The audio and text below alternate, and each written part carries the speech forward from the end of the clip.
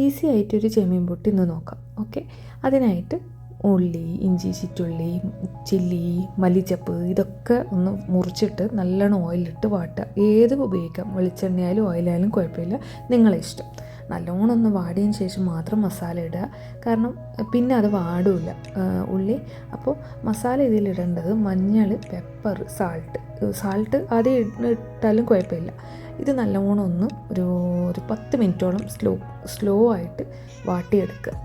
അപ്പോൾ അതിന് ശേഷം നമുക്ക് ഈ കുക്ക് ചെയ്ത പ്രോൺസ് ഇടാം. എന്നോട് അതിൻ്റെ വീഡിയോ എടുക്കാൻ മറന്നുപോയി. കുക്ക് ചെയ്യുന്നത് ജസ്റ്റ് മഞ്ഞൾ പൊടി ഉപ്പ് ഇട്ട് കുക്ക് ചെയ്തതേ ഉള്ളൂ. അതിനെ നല്ലോണം ഒരു 5 മിനിറ്റ്സോളം ഇങ്ങനെ ചെറുതീയിൽ വെച്ച് അതിന് ശേഷം ഗരം മസാല ഇട്ട് എന്നിട്ടും കുറച്ച് സമയം ഒരു 2-3 മിനിറ്റ് കൂടി ഇതിനിങ്ങനെ സ്ലോ കുക്ക് ചെയ്യുന്നത് നല്ലതായിരിക്കും. ചെറുതീയിൽ വെച്ചാൽ ഏറ്റവും ടേസ്റ്റ് ഉണ്ടാവും മസാല. ഓക്കെ, ഇത് സാധാ ചോറിൻ്റെ അരിയാണ്. അത് ഞാൻ തലേ ദിവസം പുതിർത്തി വെച്ചതാണ്. ഞാൻ സാധാരണ തലേ ദിവസം പുതിർത്തി വെക്കുന്ന, ഉറങ്ങാൻ എടുക്കുമ്പോൾ പുതിർത്തി വെച്ചാൽ രാവിലെയല്ലേ നമ്മൾ പുട്ടുണ്ടാക്കുക, അപ്പോഴത്തേക്ക് കറക്റ്റായിരിക്കും. അറ്റ്ലീസ്റ്റ് 6 hours എന്തായാലും പുതിർത്തണം, എന്നാലേ പുട്ട് സോഫ്റ്റ് ഉണ്ടാവുള്ളൂ. ഞാൻ എപ്പോഴും പുട്ടാക്കുന്ന രീതിയാണിത്. ഞാൻ പൊടി വാങ്ങാറില്ല. ഇങ്ങനെ ഗ്രൈൻഡ് ചെയ്യുമ്പോൾ തന്നെ ഉപ്പിട്ടാൽ നിങ്ങൾക്ക് കുറച്ചും കൂടി ഈസി ആയിരിക്കും. കുഴക്കേണ്ട ആവശ്യമൊന്നുമില്ലല്ലോ, അന്നേരം തന്നെ മിക്സ് ആയിക്കോളും ഉപ്പ്.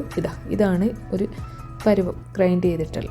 ഓക്കെ, അപ്പം 2 രീതിയിൽ ഞാൻ പുട്ടുണ്ടാക്കാറുണ്ട്. അതിൽ ഒന്നാമത്തെ രീതിയാണ് ഇത് കാണിക്കുന്നത്.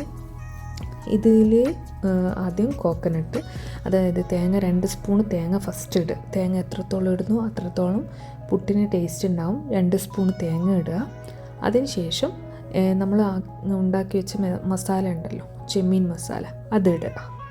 ഓക്കെ, അതും കുറച്ചൊരു സെറ്റ് ചെയ്യുന്ന രീതിയിൽ ഇട്ട് കൊടുക്കുക. ഓക്കെ, ഇങ്ങനെ സെറ്റായാലും അത് പൊടിച്ച അരിപ്പൊടി ഉണ്ടല്ലോ, അതും കൂടി ആഡ് ചെയ്യുക. ഇതന്നെ ഇങ്ങനെ അത് ഫുള്ളാകുന്നവരെ ചെയ്യുക. ലാസ്റ്റ് തേങ്ങ ഇട്ടിട്ട് അവസാനിപ്പിക്കുക. അതാണ് അതിൻ്റെ ഒരു തേങ്ങ ലാസ്റ്റ് ഇടുമ്പോഴാണ് അത് സെറ്റായി നിൽക്കുക എന്ന് തോന്നുന്നത്. ഞാൻ അങ്ങനെയാണ് ചെയ്യാറ്. എന്നിട്ട് കുക്കറിൽ കുറച്ച് വെള്ളം വെച്ച് അതൊന്ന് ആവി വരുന്ന സമയത്ത് നമുക്ക് ഈ പുട്ടിൻ്റെ ഇതുണ്ടല്ലോ, പുട്ട് മേക്കർ, അത് വെച്ച് കൊടുക്കുക. ഒരു 10 മിനിറ്റ് കുക്കായിക്കോട്ടെ. ഇനി രണ്ടാമത്തെ വേ, അതിൽ ഈ അരിപ്പൊടിയിലേക്ക് പ്രോൺ മസാല മൊത്തമായിട്ട് അങ്ങ് മിക്സ് ചെയ്യും. അതിലേക്ക് കുറച്ചും കൂടി തേങ്ങ നല്ലോണം ആഡ് ചെയ്യും കേട്ടോ. തേങ്ങ നല്ലോണം ആഡ് ചെയ്താലായിരിക്കും കുറച്ചും കൂടി ടേസ്റ്റ് ഉണ്ടാവാൻ.